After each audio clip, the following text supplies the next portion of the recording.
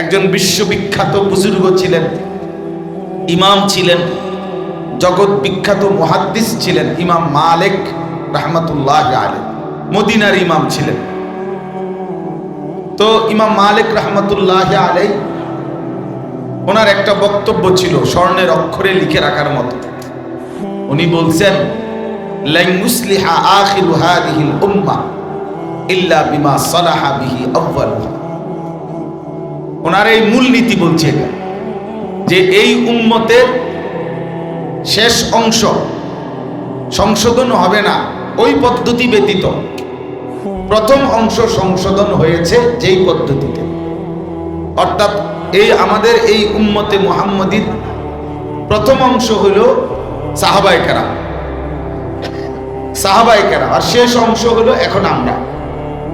সাহাবায়ে কেরাম যেই পদ্ধতিতে পরিবর্তন হয়েছে, সাহাবায়ে কেরামকে আল্লাহর নবী সাল্লাল্লাহু আলাইহি ওয়াসাল্লাম যেই পদ্ধতিতে গড়ে তুলেছেন, এখনো সর্বযুগে সর্বকালে এই উম্মতের পরিবর্তন ওই একই পদ্ধতিতেই হতে হবে। ভিন্ন কোনো পদ্ধতি, পৃথিবী যত আধুনিক হোক, যত ডিজিটালি হোক, অত্যাধুনিক প্রযুক্তি যতই হোক, আপনি যদি বলেন মানুষ খেলতে খেলতে উত্তম হয়ে যাবে, হাসতে হাসতে আহ্লাদে আহ্লাদে, না, হবে না। কারণ সাহাবায়ে কেরামকে আল্লাহর নবী সাল্লাল্লাহু আলাইহি ওয়াসাল্লাম যেভাবে সংশোধন করেছেন, আমাদেরকে এইভাবে সংশোধিত হতে হবে। এটাই পদ্ধতি। এই জন্য আমি কথা লম্বা করতে চাই না। আমরা ইনশাআল্লাহ 10টায়, আমার সিদ্ধান্ত ছিল এটা যে একজন হোক, একজনই শুনবে। হাদিসে আছে আল্লাহর নবী সাল্লাল্লাহু আলাইহি ওয়াসাল্লাম ইরশাদ করেছেন, ফাওয়াল্লাহি লা আন ইয়াহদিয়াল্লাহু বিকা রাজুলান ওয়াহিদান খায়রুন লাকা মিন হুমুরিন নাআম। রাসূলুল্লাহ সাল্লাল্লাহু আলাইহি ওয়াসাল্লাম বলেন, আল্লাহর কসম তোমার দ্বারা, আল্লাহর কসম, এটা নবীজি বলছে। ফাওয়াল্লাহি অর্থ হলো আল্লাহর কসম, তোমার দ্বারা একজন ব্যক্তি হেদায়েত পাওয়া খায়রুন লাকা মিন হুমুরিন নাআম, গোটা আরবের সবগুলো দামি উট তোমাকে হাদিয়া দেওয়ার চাইতেও কোটি গুণে বেশি উত্তম। তাইলে বোঝা গেল একজনের ফিকিরে যে একটি মানুষ বদলে যাবে, একজন মানুষ সংশোধন হোক, এটাই যদি আমার জিন্দিগির মেহনত হয়, আমার ফিকির হয়, তাইলে আর সংখ্যা নিয়ে কোনো টেনশন নেই। লোক কম হইছে, কারে বলমু, ভাবছি আরো মানুষ হবে, হ্যাঁ সেরকম তো হইল না, সেরকম আমি কিনে ইলেকশন, আমার ভোটের বিষয় যে আমার এখানে আরো 3টা ভোট পড়লে ভালো হইতো। তো কাজে এখানে সংখ্যা কোনো বিষয় না, এখানে বিষয় হলো ফিকির, যে আমার আল্লাহর এক বান্দা আল্লাহর পথ পাবে, আল্লাহকে পাবে, জাহান্নাম থেকে বাঁচার ফিকির করবে, এটাই জরুরি, এটাই ফিকির। কিন্তু নিজেকে গড়ে তোলা তিল তিল করে ঈমানের উপরে, আমলের উপরে, আখলাকের উপরে, এটা একটু কঠিন, এটা একটু কষ্টসাধ্য কাজ। আর এইটাই আউলিয়ায়ে কেরাম বুজুর্গানে দ্বীন যুগ যুগ ধরে মানুষের মাঝে করে আসতেছে।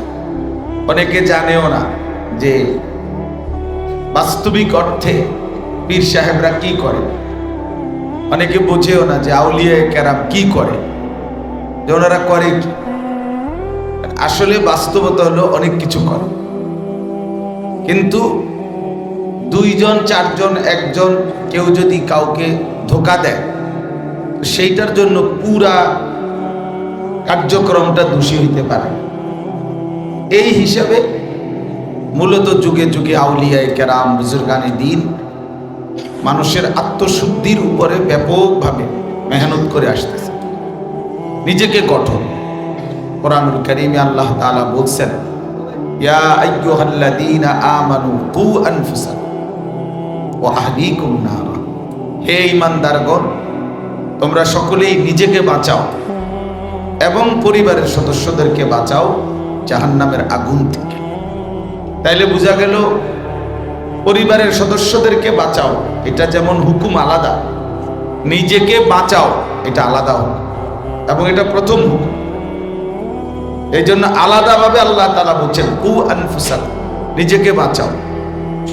এই জন্যে নিজেকে বাঁচানোর ফিকির করা, নিজের সংশোধনের ফিকির করা, এটা আলাদা একটা জিম্মাদার, আলাদা একটা দায়িত্ব। কোরআন কারীমের মধ্যে আল্লাহ তাআলা বলছেন ইয়া আইয়ুহাল্লাযীনা আমানু আলাইকুম আনফুসাকুম, হে ঈমানদারগণ তোমরা প্রত্যেকেই নিজেকে আঁকড়িয়ে ধরো। আলাইকুম আনফুসাকুম, তাহলে এই কথার অর্থ নিজেকে আঁকড়িয়ে ধরো মানে কি? মানে নিজেকে গড়ে তোলো, নিজেকে সাজিয়ে তোলো। এই জন্য প্রিয় ভাই, বিষয়টা একটু কষ্টসাধ্য, কিন্তু যুগে যুগে যেহেতু সম্ভব হয়েছে, এখনো হবে। একজন বিশ্ববিখ্যাত বুজুর্গ ছিলেন, ইমাম ছিলেন, জগৎ বিখ্যাত মুহাদ্দিস ছিলেন ইমাম মালিক রাহমাতুল্লাহ আলাইহি, মদিনার ইমাম ছিলেন। তো ইমাম মালিক রাহমাতুল্লাহ আলাইহি ওনার একটা বক্তব্য ছিল স্বর্ণের অক্ষরে লিখে রাখার মতো। উনি বলছেন লান ইউসলিহা আখিরু হাদিহিল উম্মাহ ইল্লা বিমা সালাহা বিহি আউয়ালুহা। ওনার এই মূলনীতি বলছে এটা, যে এই উম্মতের শেষ অংশ সংশোধন হবে না ওই পদ্ধতি ব্যতীত প্রথম অংশ সংশোধন হয়েছে যেই পদ্ধতিতে। অর্থাৎ আমাদের এই উম্মতে মুহাম্মদীর প্রথম অংশ হলো সাহাবায়ে কেরাম, আর শেষ অংশ হলো এখন আমরা। তো সাহাবায়ে কেরাম যেই পদ্ধতিতে পরিবর্তন হয়েছে, সাহাবায়ে কেরামকে আল্লাহর নবী সাল্লাল্লাহু আলাইহি ওয়াসাল্লাম যেই পদ্ধতিতে গড়ে তুলেছেন, এখনো সর্বযুগে সর্বকালে এই উম্মতের পরিবর্তন ওই একই পদ্ধতিতেই হতে হবে। ভিন্ন কোনো পদ্ধতি, পৃথিবী যত আধুনিক হোক, যত ডিজিটালি হোক, অত্যাধুনিক প্রযুক্তি যতই হোক, আপনি যদি বলেন মানুষ খেলতে খেলতে উত্তম হয়ে যাবে, হাসতে হাসতে আহ্লাদে আহ্লাদে, না, হবে না। কারণ সাহাবায়ে কেরামকে আল্লাহর নবী সাল্লাল্লাহু আলাইহি ওয়াসাল্লাম যেভাবে সংশোধন করেছেন, আমাদেরকে এইভাবে সংশোধিত হতে হবে। এটাই পদ্ধতি, এটাই পদ্ধতি। এই জন্য আমি কথা লম্বা করতে চাই না। আমরা ইনশাআল্লাহ 10টায়, আমার সিদ্ধান্ত ছিল এটা যে একজন হোক, একজনই শুনবে। হাদিসে আছে আল্লাহর নবী সাল্লাল্লাহু আলাইহি ওয়াসাল্লাম ইরশাদ করেছেন ফাওয়াল্লাহি লা আন ইয়াহদিয়াল্লাহু বিকা রাজুলান ওয়াহিদান খায়রুন লাকা মিন হুমুরিন নাআম। রাসূলুল্লাহ সাল্লাল্লাহু আলাইহি ওয়াসাল্লাম বলেন, আল্লাহর কসম তোমার দ্বারা, আল্লাহর কসম, এটা নবীজি বলছে। ফাওয়াল্লাহি অর্থ হলো আল্লাহর কসম, তোমার দ্বারা একজন ব্যক্তি হেদায়েত পাওয়া খায়রুন লাকা মিন হুমুরিন নাআম, গোটা আরবের সবগুলো দামি উট তোমাকে হাদিয়া দেওয়ার চাইতেও কোটি গুণে বেশি উত্তম। তাইলে বোঝা গেল একজনের ফিকিরে যে একটি মানুষ বদলে যাবে, একজন মানুষ সংশোধন হোক, এটাই যদি আমার জিন্দিগির মেহনত হয়, আমার ফিকির হয়, তাইলে আর সংখ্যা নিয়ে কোনো টেনশন নেই। লোক কম হইছে, কারে বলমু, ভাবছি আরো মানুষ হবে, হ্যাঁ সেরকম তো হইল না, সেরকম আমি কিনা ইলেকশন, আমার ভোটের বিষয়ে যে আমার এখানে আরো 3টা ভোট পড়লে ভালো হইতো। তো কাজে এখানে সংখ্যা কোনো বিষয় না, এখানে বিষয় হলো ফিকির, যে আমার আল্লাহর এক বান্দা আল্লাহর পথ পাবে, আল্লাহকে পাবে, জাহান্নাম থেকে বাঁচার ফিকির করবে, এটাই জরুরি, এটাই ফিকির। কমায় দাও, তোমরা জায়গা কম রাখো, সবাই মিলে পুরা জায়গা দরকার, আমাদের জায়গাটা ছোট। ইব্রাহিম কম নাও জায়গা, একদম কমায় নাও তুমি। তো এই কারণে এইটা জরুরি যে আসলে বাস্তবতা হলো এই ফিকির। আমার ব্যক্তিগত কথা হলো, প্রিয় ভাই আপনারা যারা আসছেন, এটা আমাদের প্রথম আয়োজন, এজন্য কিছু ত্রুটি বিচ্যুতি ঘাটতি কমতি আজকে হবে। এটা প্রথম আয়োজন। কিন্তু প্রথম আয়োজনের একটা বরকত হলো, প্রথম আয়োজনে যারা অংশগ্রহণ করে যে কোনো নেক কাজে, এরপরে যতবার হবে আল্লাহ করাইলে পরবর্তীতে যারা এই আহ্বানে সাড়া দিবে, তো ইনশাআল্লাহ এই প্রথম ওয়ালারা পরবর্তী সকলের নেকির সমপরিমাণ সওয়াব পাবে। এটা একটা মজার বিষয়। এই জন্য ইনশাআল্লাহ নওজোয়ান ভাই যারা আসছেন, মেহেরবানি করে আপনাদের কাছে অনুরোধ ভাইয়া, একদম বিশেষ করে এই ব্যক্তিগত হাতের মোবাইল এইটা ব্যবহার না করে, মানে এইটা দিয়ে রেকর্ড করারও দরকার নাই, ভিডিও করারও দরকার নাই। আমার অনুরোধ হইল আপনি শুনেন। তুমি ভাইয়া নওজোয়ান, তুমি শুনো, তোমার জন্য এই কানটা মনোযোগ দিয়ে লাগায় রাখো। কষ্ট হইল, ঘুম যদি আসে প্রয়োজনে আরেকবার উঠো, মুখ ধো, কিন্তু এরপরও আজকের একটু সময় যত কষ্টই হোক, এরপরেও আমার অনুরোধ প্রত্যেকে আলাদা আলাদাভাবে পরস্পর কোনো কথাবার্তা না বলে ধারাবাহিকভাবে এই বয়ানগুলো শুনতে থাকো। দেখবে ইনশাআল্লাহ জিন্দিগির ফায়দা হবে, পরিবর্তন আল্লাহর পক্ষ থেকে, দিল জিন্দিগি আল্লাহর পক্ষ থেকে। আমি কিংবা আরো বড় কোনো হুজুর চাঁদের দেশ থেকেও যদি আসে কোনো ফায়দা হবে না যদি আল্লাহ তাআলার ফয়সালা না হয়। ফয়সালা আসমানওয়ালার কাছে। মান ইয়াহদিহিল্লাহু ফালা মুদিল্লা লাহু, তিনি যাকে হেদায়েত দেন তাকে কেউ পথভ্রষ্ট করতে পারে না। তিনি যাকে গুমরাহ করে দেন আল্লাহ, তাকে কেউ পথ দেখাইতে পারে না। এজন্য ফয়সালা আসমানওয়ালা। আল্লাহুম্মা লা মানিআ লিমা আ'তাইতা, আল্লাহ দিলে বাধা দেবার কেউ নাই। ওয়ালা মানি ওয়ালা মু'তিয়া লিমা মানা'তা, তিনি না দিলে দেওয়ার কেউ নেই। তাহলে আল্লাহ দিলে বাধা দিবে কে? আল্লাহ না দিলে দেবে কে? ওয়ালা ইয়ানফাউ যাল জাদ্দি মিনকাল জাদ, আল্লাহকে বাদ দিয়ে কারো কোনো চেষ্টায় কোনো লাভ হবে, কোনো লাভ হবে না।